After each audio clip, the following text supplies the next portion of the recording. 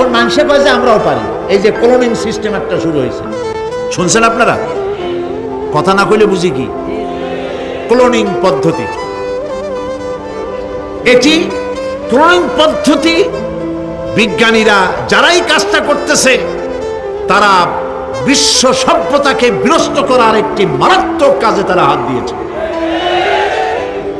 Cloning পদ্ধতিতে যে যা কিছু তৈরি হয়, এর আগে ভেড়ার বাচ্চা হয়েছে, ছাগলের বাচ্চা বানাইছে, সেগুলি তার মায়ের মতোই হয়েছে অথবা পিতার মতো হয়েছে। পিতার ডিএনএ নিয়ে একটা পুরুষ জাতীয় জন্তুর ডিএনএ অথবা স্ত্রী জাতীয় একটি জন্তুর ডিএনএ নিয়ে তারপরে বিশেষ প্রক্রিয়ার মাধ্যমে সন্তান এই বাচ্চা উৎপাদনের ব্যবস্থা তারা শুরু করেছে পশু দিয়ে। এরপরে মানুষ এভাবে করা যায় কিনা সেই চিন্তা তারা করেছে। ইতিমধ্যে নাকি দুটো বাচ্চা হয়েছে, এটা সত্য না মিথ্যা এখনো যাচাই করা যায় নাই। কিন্তু পশুর থেকে যেগুলো হয়েছে সবগুলি রোগ নিয়ে আসছে পৃথিবীতে, গেল এক নম্বর কথা।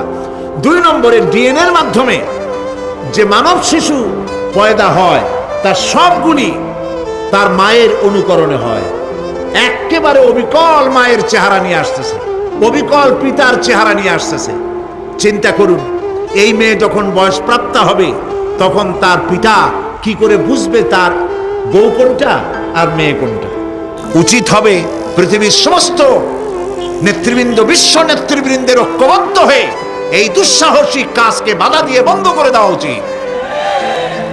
আল্লাহর সৃষ্টির সাথে পাল্লা দিতে গেলে ধ্বংস ছাড়া পথ থাকবে না।